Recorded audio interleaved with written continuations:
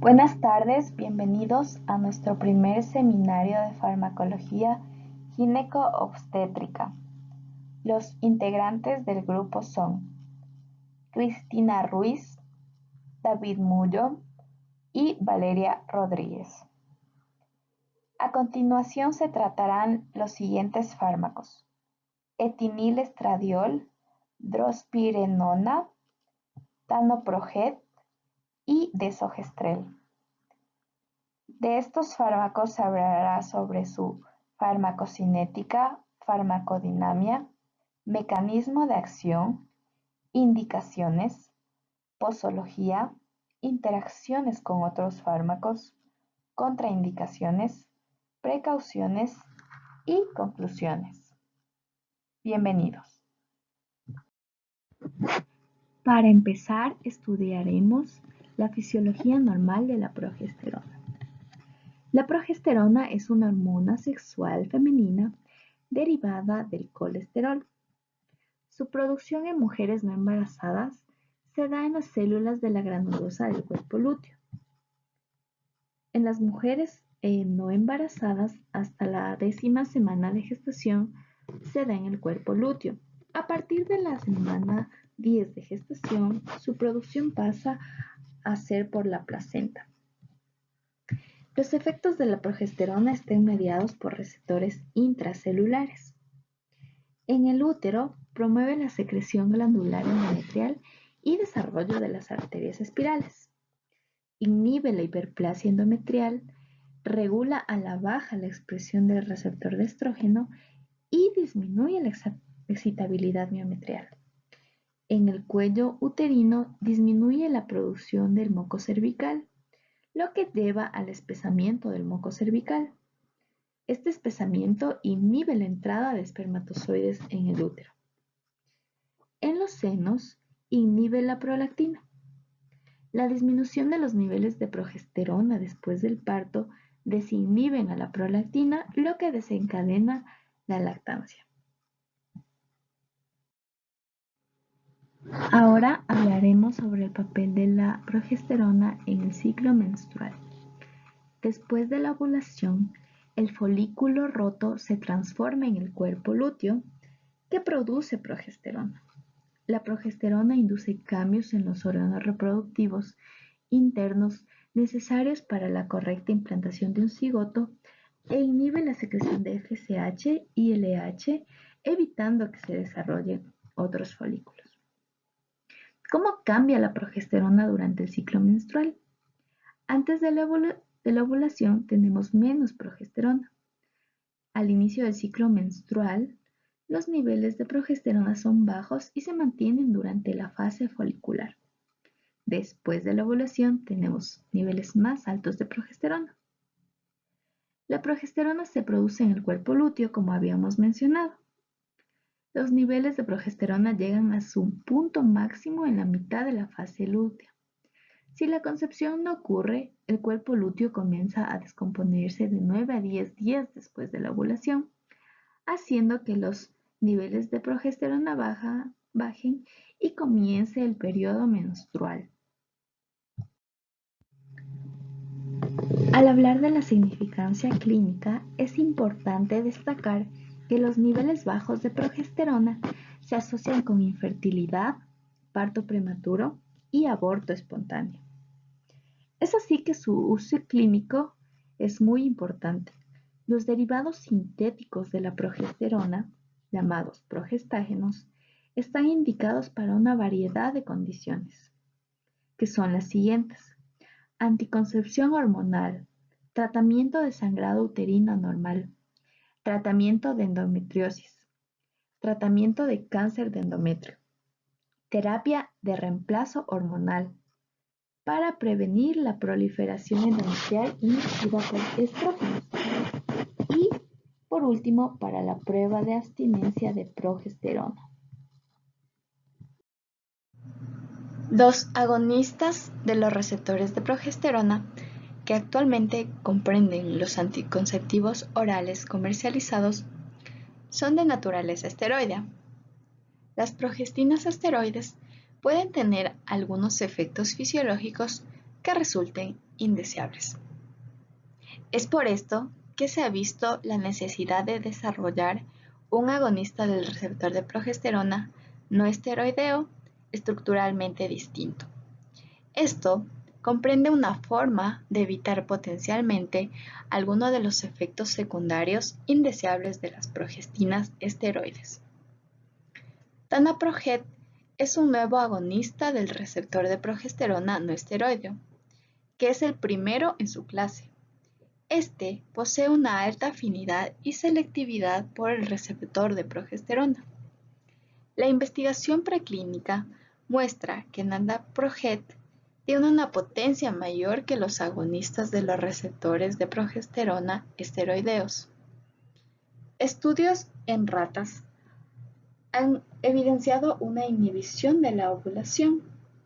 También demuestran una alta eficacia y potencia mejorada en comparación a la medroxiprogesterona y a la trimegestrona. Además, Tanaproget tiene interacciones relativamente débiles con otros receptores esteroideos y otras proteínas de unión. También posee poco efecto sobre las vías metabólicas del citocromo P450. A diferencia de los prostágenos esteroides, Tanaproget tiene cierta selectividad tisular, ya que tiene menos impacto en el sistema nervioso central, en el hígado y en los tejidos vaginales que en el útero. Tanaproget también produce menos actividad en el sistema nervioso central que la progesterona o el acetato de noretindrona.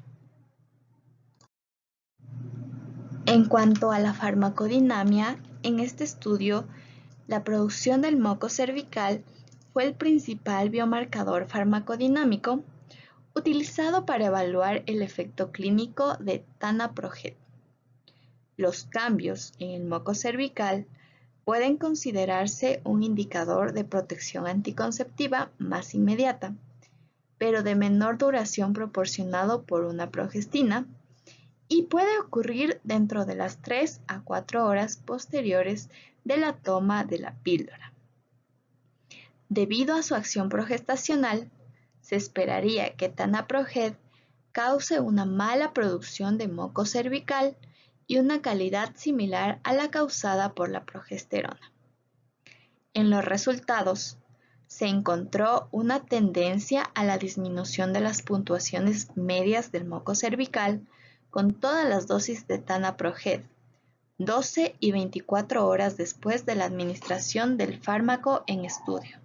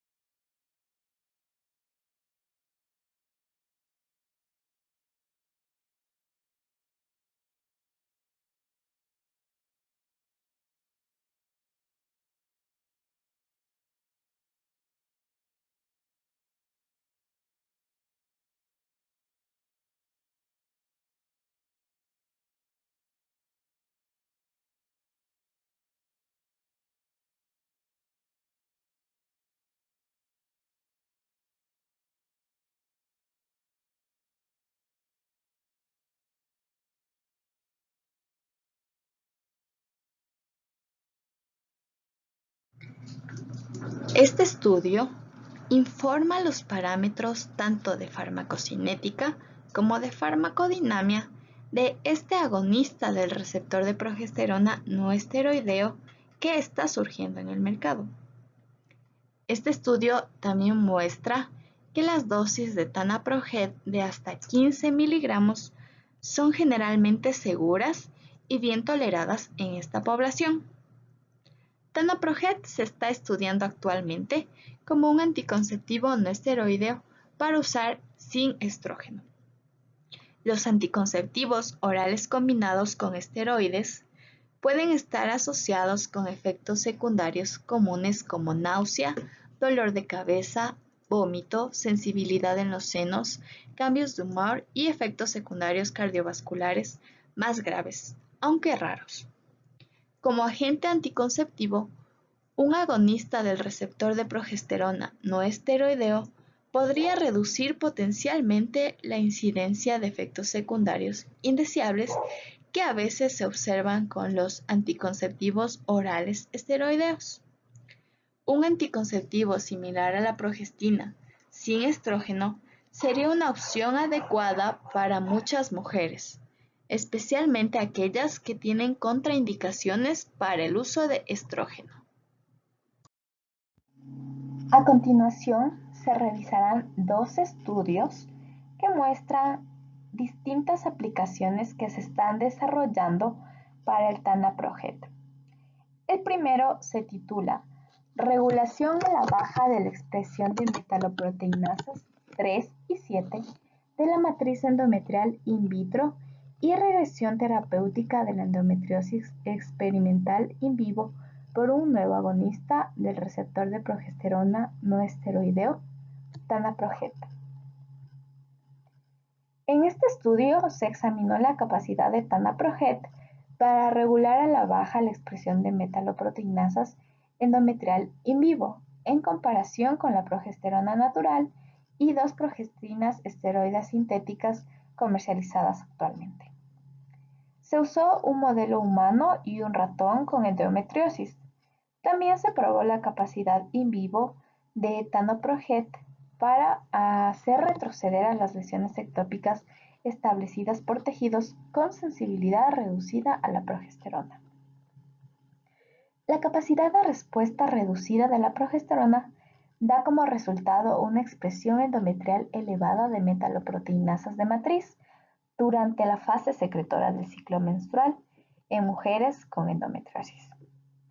Aunque la expresión de metaloproteinasas cíclicas es crítica para el crecimiento y la remodelación del endometrio, la falla de la progesterona para regular a la baja las metaloproteinasas puede afectar la anidación y también promover el establecimiento invasivo de la endometriosis.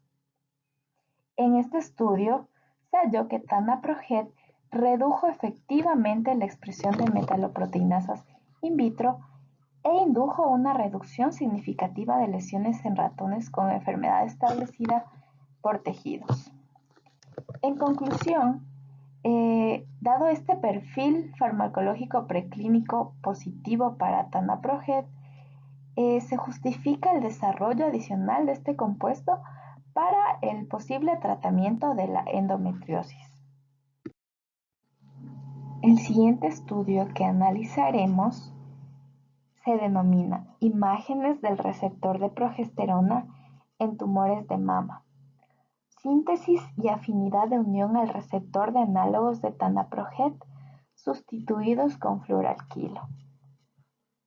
El receptor de progesterona está regulado por estrógenos y los niveles de progesterona en los tumores de mama pueden usarse para predecir el éxito de las terapias endocrinas que estén dirigidas al receptor de estrógenos. Tanaproget, como ya habíamos discutido, es un agonista de la progestina no esteroideo, con una afinidad de unión a progesterona muy alta y una excelente potencia in vivo. Cuando éste se radiomarca adecuadamente, podría usarse para obtener imágenes de tumores de mama que resulten positivos para progesterona, de una forma no invasiva mediante tomografía por emisión de positrones.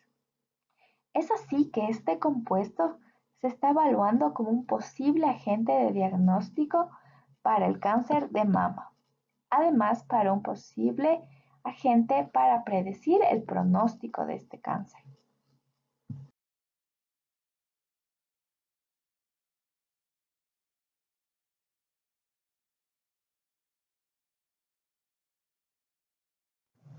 El efecto anticonceptivo del etinilestradiol drosperinona se basa en la interacción de diversos factores. Los más importantes son la inhibición de la ovulación y los cambios en el endometrio.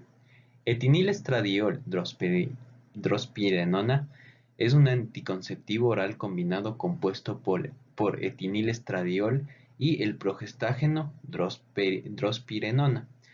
A dosis terapéuticas, la drospirenona posee también propiedades antiandrogénicas y antimineralocorticoides leves.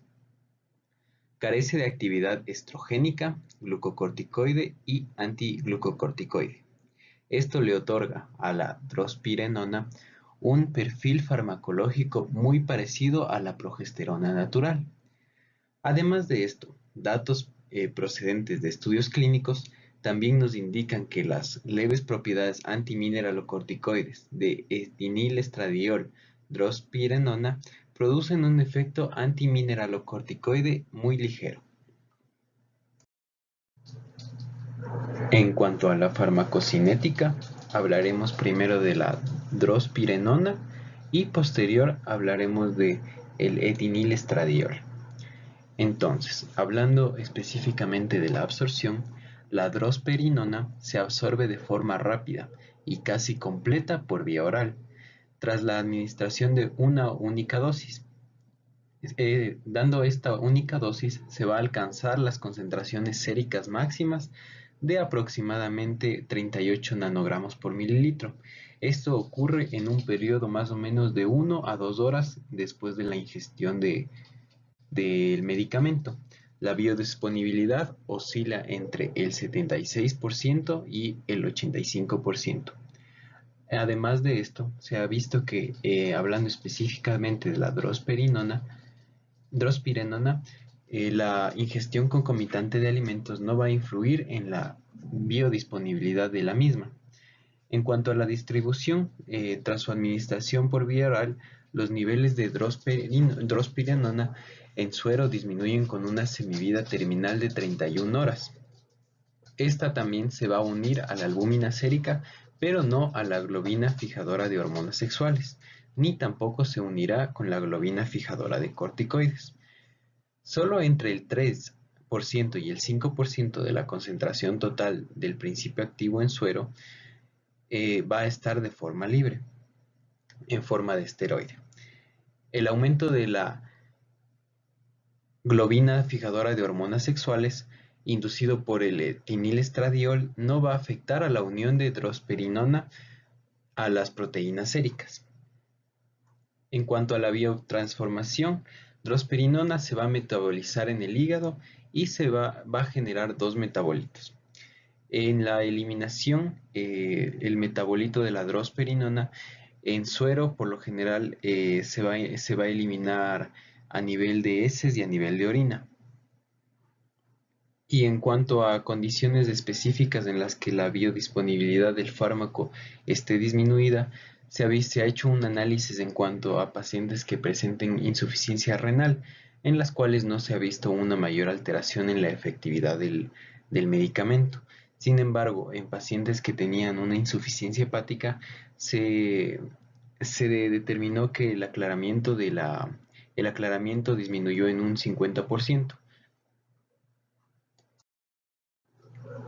Por otro lado, hablando del etinilestradiol, se tiene que la absorción de esta también va a ser de una manera rápida y completa después de la administración oral.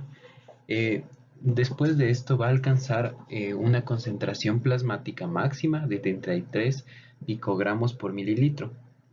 Esto al cabo de más o menos alrededor de 1 a 2 horas después de la ingestión del medicamento. La biodisponibilidad absoluta como resultado de la conjugación presistémica y el metabolismo de primer paso es aproximadamente del 60%. Y algo que difiere con el resto del complemento en esta medicación es que con la ingesta concomitante de alimentos se va a reducir la biodisponibilidad en aproximadamente 25%. En cuanto a la distribución, los niveles plasmáticos de etinilestradiol disminuyen en dos fases. La fase de disposición terminal se caracteriza por una semivida de aproximadamente 24 horas y se va a unir mayoritariamente, pero de forma no específica, a la albúmina. y esto va a inducir un incremento de las concentraciones plasmáticas de la globulina fijadora de hormonas sexuales y también a su vez de la globulina de unión a los glucocorticoides. De esta manera también se determina que el volumen de distribución aparente es aproximadamente 51 por kilogramo. En cuanto a la biotransformación, el etinilestradiol está sujeto a un metabolismo de primer paso que es tanto hepático como intestinal. Y este se va a metabolizar principalmente por hidroxilación aromática. Entonces va a generar una variedad de metabolitos que van a ser tanto hidroxilados como metilados. En cuanto a la eliminación, este no se elimina de una forma intacta en grado significativo, y se ha visto que por lo general la eliminación es tanto urinaria como biliar, pero se ha visto que sobre todo la eliminación es mayoritariamente por las vías biliares. Para entender primero el mecanismo de acción en el cual actúa este medicamento, vamos a hablar primero de la fisiología normal. En el lado izquierdo he colocado una imagen que explica brevemente cómo funciona el eje hipotálamo-hipófisis-ovario en el ciclo femenino. Entonces, de esta manera es que en el hipotálamo existe una secreción de la hormona GnRH. Esta a su vez va a estimular a la hipófisis. La hipófisis tiene receptores de esta hormona que van a indicar que se produzca la hormona LH y FSH a nivel hipofisiario. Estas hormonas van a tener efecto a nivel de los ovarios y de los testículos. A su vez, ovarios en mujeres y testículos en hombres. Y de esta manera es que se van a producir las hormonas específicas según los caracteres sexuales. Entonces, de esta manera, en la mujer se produce estrógeno y progesterona, y en los hombres se produce andrógenos. Entonces, también es importante mencionar que a nivel hipotalámico, la GnRH y también a nivel hipofisiario, sin embargo, con menor manera, existen receptores que permiten que exista una retroalimentación negativa. Entonces, de esta manera es que si se produce demasiadas hormonas a nivel de los ovarios, la regulación negativa hace que se produzca menos hormona GnRH, por lo tanto menos hormona FSH y LH, y a su vez disminuya la producción sobreexpresada que está realizando los ovarios, y de esta manera es como se controla el eje. Es ahí donde va a entrar nuestro fármaco, y de esta manera va a inhibir estos picos elevados que existe de la producción de hormonas mediante la regulación negativa que provoca la saturación de los receptores a nivel de hipotálamo. En cambio, en el lado derecho he colocado una imagen para entender cómo funciona el ciclo menstrual femenino. Entonces, para empezar a explicarlo, es importante mencionar que el ciclo conlleva 28 días. En el día 14 es donde ocurre la ovulación. Y de esta manera, entonces, en el día 14 es donde ocurren diversos cambios fisiológicos que están señalados en el recuadro de color rosado. Entonces, de esta manera, tenemos que, por ejemplo, a nivel de la hipófisis, en el día 14 existe una sobreproducción de la hormona estimulante del folículo y también de la hormona luteinizante, que les mencionaba que van a estimular los ovarios. A nivel del ciclo ovárico, podemos encontrar que al día 14 existe lo que es la ovulación, y por lo tanto es los días en los que la mujer está más fértil y el óvulo está listo para tener una fecundación con un espermatozoide. A nivel de las hormonas sexuales, tenemos sobre todo la producción de estrógenos y progesterona. Eh, por un lado, con los estrógenos lo que sucede es que hay una producción elevada para el día 14, Y por otro lado, la progesterona lo que sucede es que empieza a elevarse a partir del día 14 y empieza a tener unos niveles mucho más elevados a partir del día 14 en adelante. Esto sobre todo porque la progesterona está directamente relacionada con el nivel de espesor que tiene el endometrio.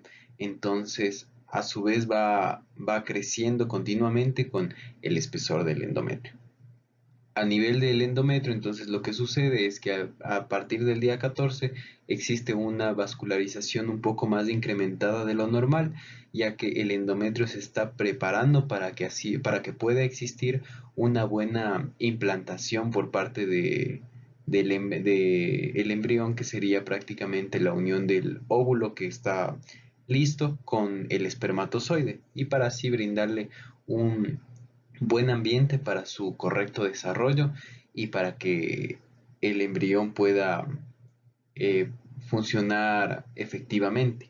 Entonces, lo que sucede con este fármaco es que va a inhibir todos estos procesos. Entonces, el estrógeno no tiene un pico, la progesterona tampoco tiene un pico, la hormona folículo estimulante y la luteinizante tampoco tienen el pico, y por lo tanto no van a permitir que exista un desarrollo completo del endometrio, y por lo tanto no puede haber una buena implantación. A su vez, también lo que sucede es que no va a permitir que exista una ovulación, y esto a su vez permite que por lo tanto la mujer pierda esa fertilidad y pierda el lugar en el que se puede implantar el embrión, y de esta manera se evita prácticamente la concepción.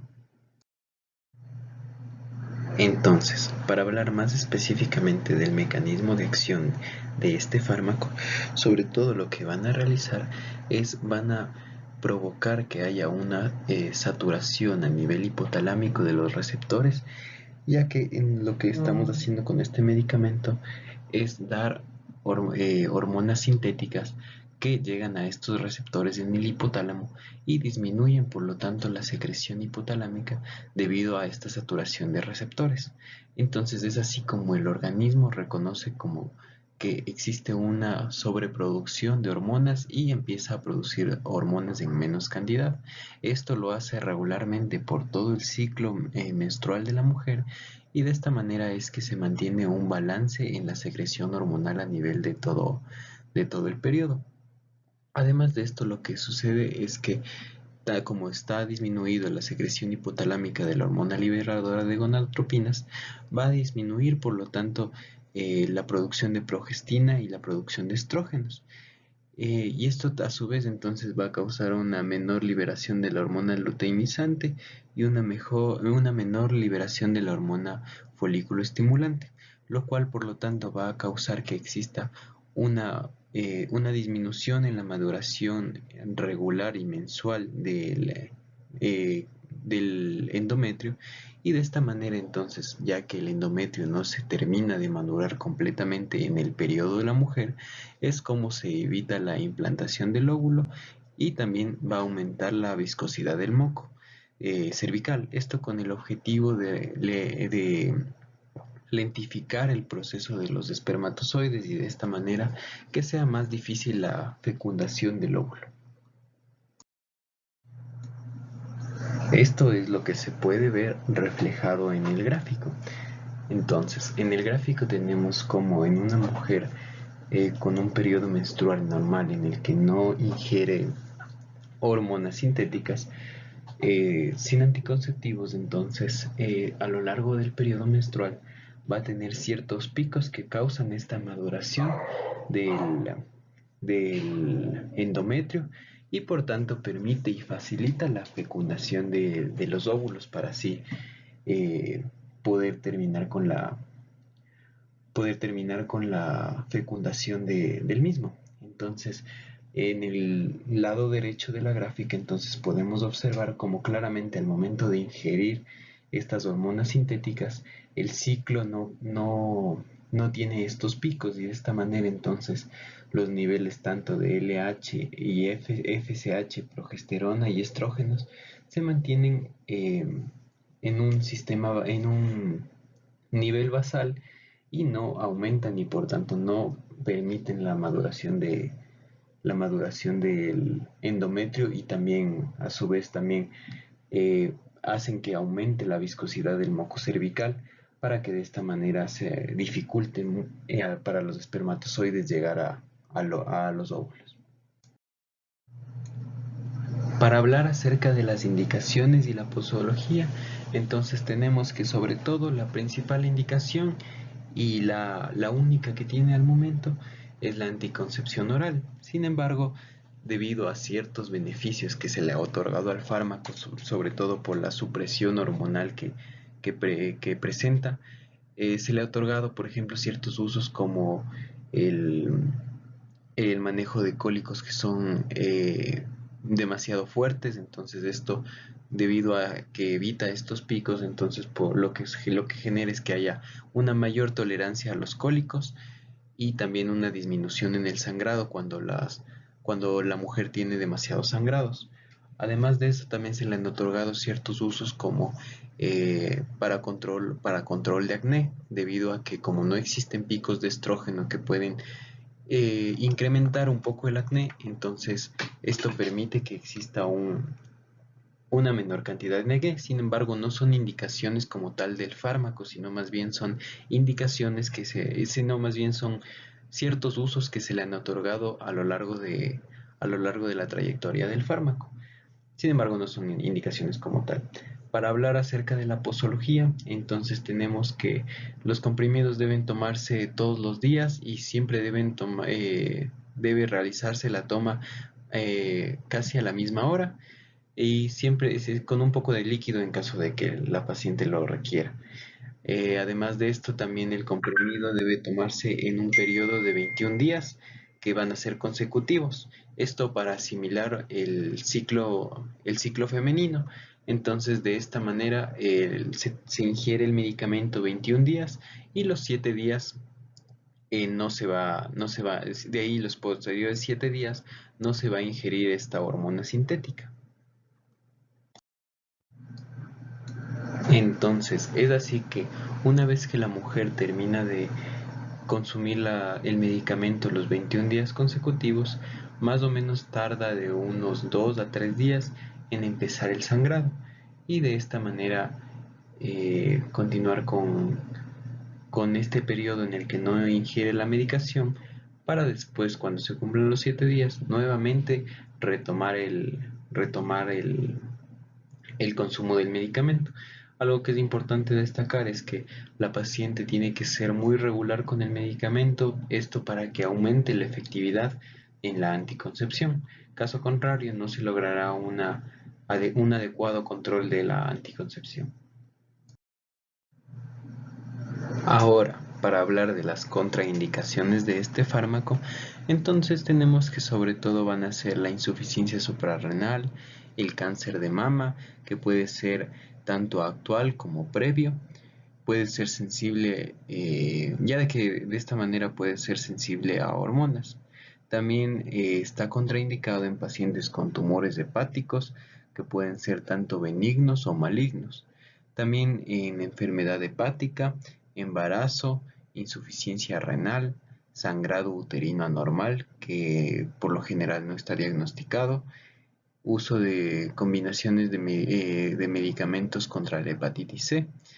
Y el uso de este medicamento también está contraindicado en pacientes con alto riesgo de enfermedades trombóticas arteriales o venosas, que pueden incluir enfermedad cerebrovascular, enfermedad de las arterias coronarias, diabetes mellitus con enfermedad vascular, trombosis venosa profunda o tromboembolia pulmonar, que puede ser igual con anterioridad o actual, hipercoagulopatías que pueden ser hereditarias o adquiridas, dolores de cabeza con síntomas neurológicos focales, hipertensión no controlada, dolores de cabeza por migraña y si son mayores de 35 años, valvulopatías trombogénicas o enfermedades del ritmo cardíaco, por ejemplo, endocarditis bacteriana subaguda con enfermedad valvular o fibrilación auricular, y también pacientes de 35 años que no fuman.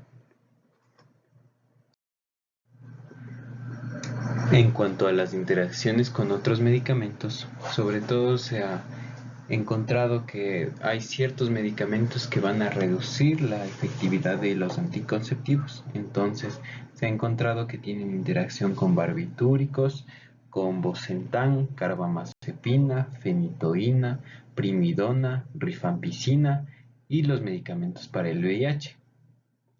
Además de esto, también se ha visto que la administración de inhibidores potentes de el citocromo pueden aumentar las concentraciones plasmáticas de estrógeno, del progestágeno o de ambos. A su vez, también se ha visto que tiene cierta interacción con los medicamentos que tienen un metabolismo hepático. Además de esto, se ha visto que puede aumentar también la actividad de la ciclosporina o pueden disminuir a su vez la actividad de la lamotrigina.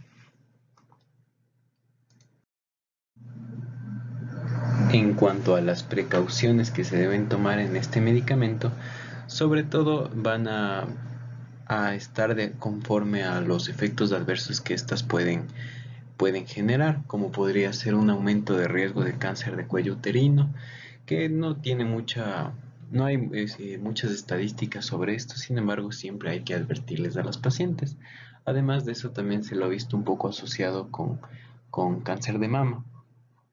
Sin embargo, las principales precauciones que nosotros debemos tomar y los que pueden generarle un riesgo directo a la paciente es cuando la paciente tiene antecedentes de trombosis venosa profunda. Entonces, de esta manera es que nosotros tenemos que determinar sobre todo los principales factores de riesgo para que la paciente pueda generar una trombosis venosa profunda, para lo cual destacan estos ciertos factores de riesgo.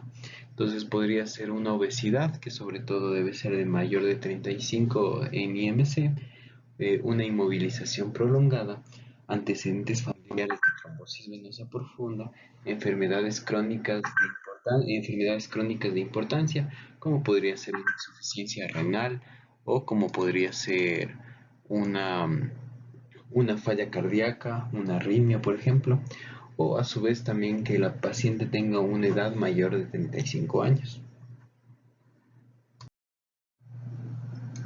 Para hablar de los efectos adversos, entonces se ha encontrado que si existen ciertas pacientes que reportan que desarrollaron hipersensibilidad después de consumir el medicamento, o a su vez también existe eh, un empeoramiento de la sintomatología cuando la paciente ya tiene un cuadro asmático. Además de eso, también se ha visto una mayor incidencia en depresión y también en cuanto al sistema hormonal, también se ha visto que puede haber una disminución o un incremento de líbido. Hablando de otra sintomatología, entonces tenemos, por ejemplo, de trastornos del sistema nervioso, que lo que nos van a causar es una cefalea.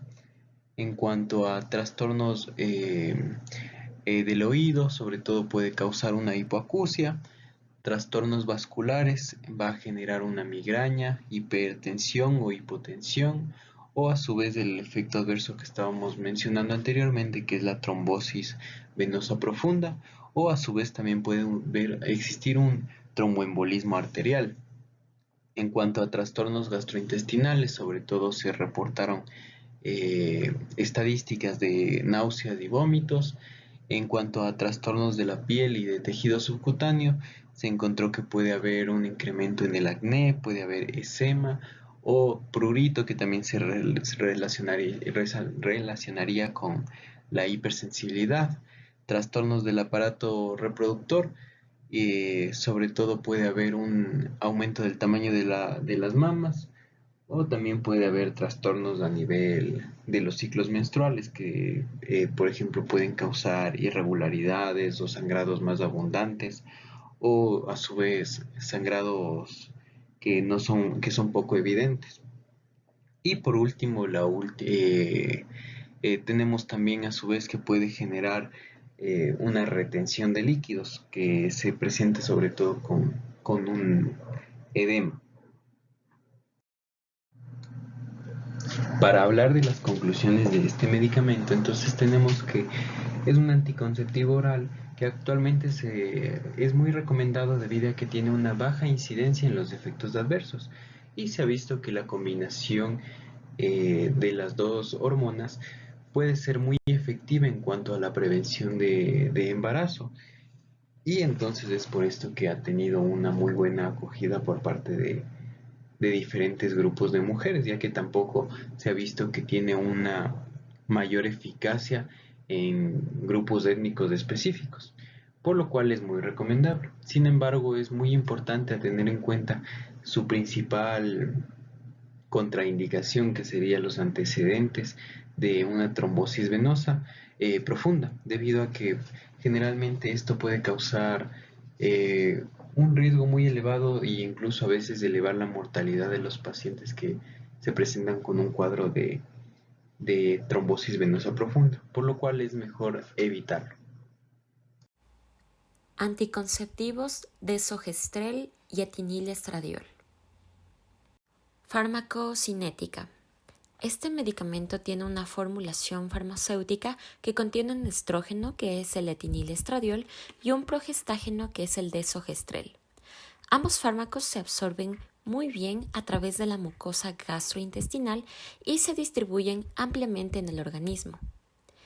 El etinilestradiol se une de manera notable a las proteínas plasmáticas, aproximadamente en un 95%. Y el desogestrel a la albúmina y a la globulina que enlaza las hormonas sexuales. Ambos productos se metabolizan en el hígado.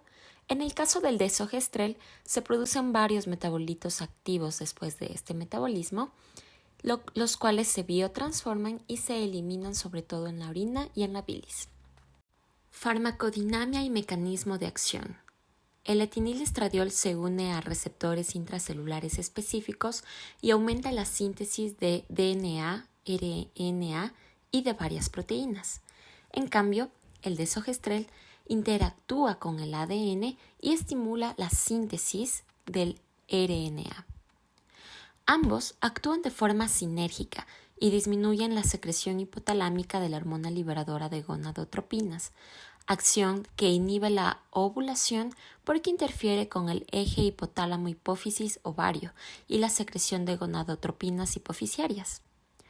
Asimismo, la progestina, en particular, suprime la liberación de la hormona luteinizante necesaria para la ovulación y el estrógeno suprime la liberación de hormona folículo estimulante, lo que evita la selección y maduración del folículo dominante.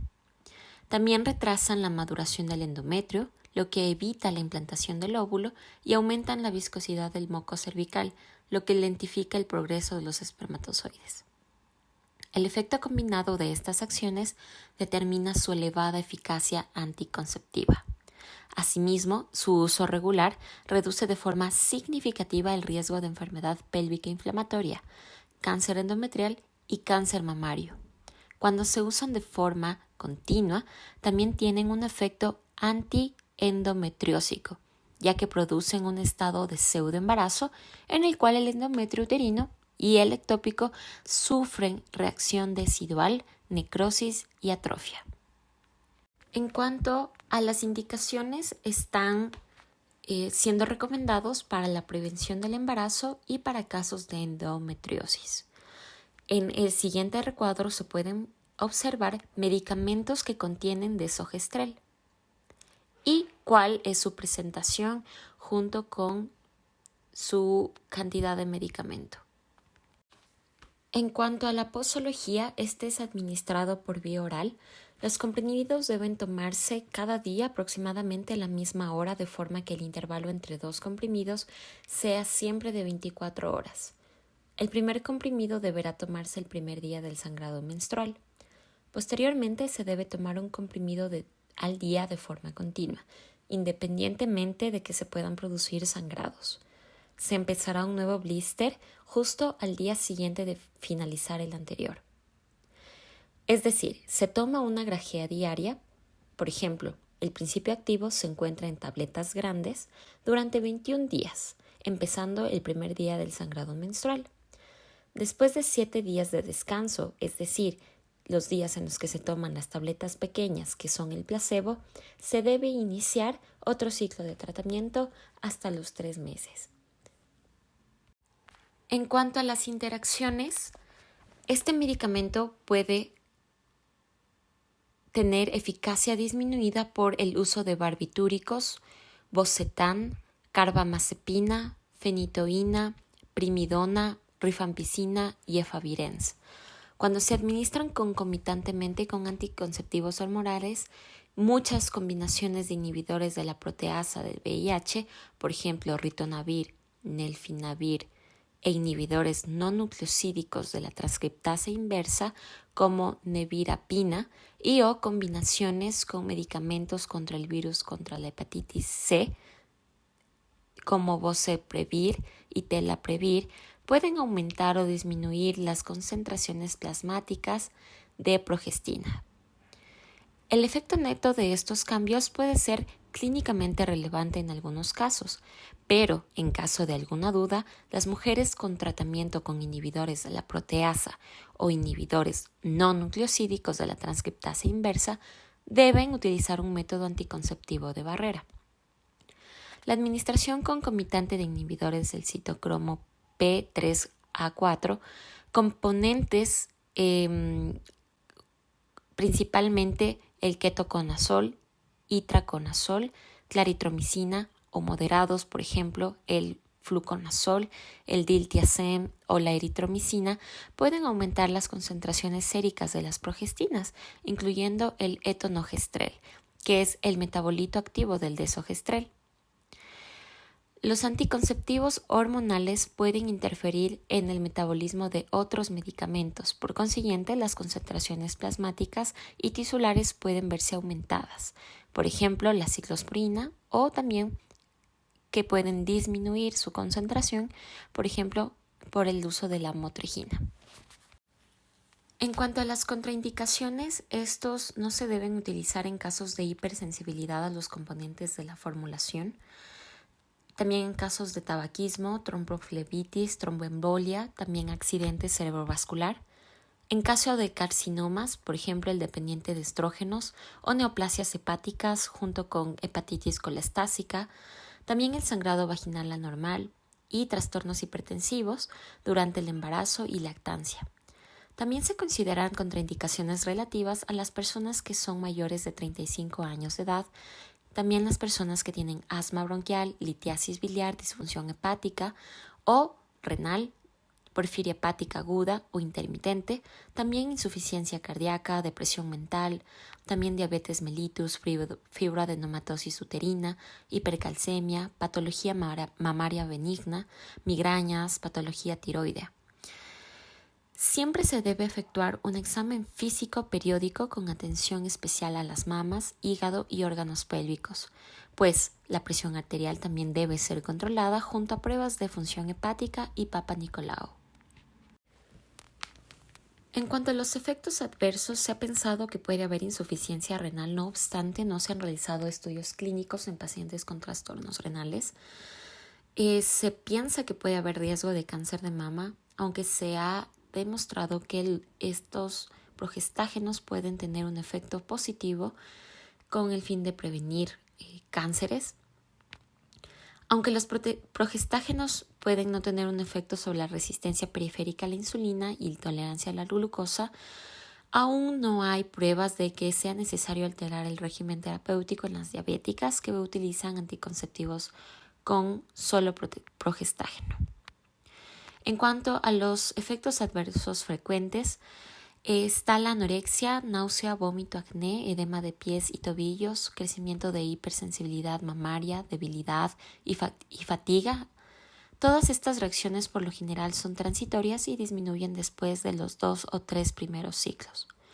En cuanto a los poco frecuentes, puede haber cambios en el patrón de sangrado vaginal, aumento de la presión arterial, depresión mental, dolor abdominal, ictericia, erupción cutánea, flujo vaginal blanco y viscoso que puede ser un síntoma de candidiasis, cloasma y cambios en el peso corporal.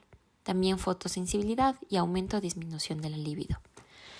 En cuanto a las complicaciones raras son trombosis, tromboembolia, pérdida gradual de la visión, cambios en el patrón del sangrado vaginal por el desarrollo de tumores en el aparato reproductivo y también hepatitis o tumores hepáticos. Como conclusiones y recomendaciones se demuestra que el desogestrel no se debe utilizar en el embarazo, puede ser utilizado durante periodos de lactancia, puede producir reacciones de fotosensibilidad comunes y puede ser un medicamento peligroso porque aún no hay los estudios adecuados que denotan la insuficiencia renal y hepática. Se debe tomar regularmente el medicamento cada día a la misma hora, de preferencia al acostarse por la noche, y puede haber riesgo de embarazo si es que se omite la toma del fármaco. Se debe recomendar usar un método anticonceptivo de barrera durante 14 días si es que se han omitido 3 dosis. Gracias.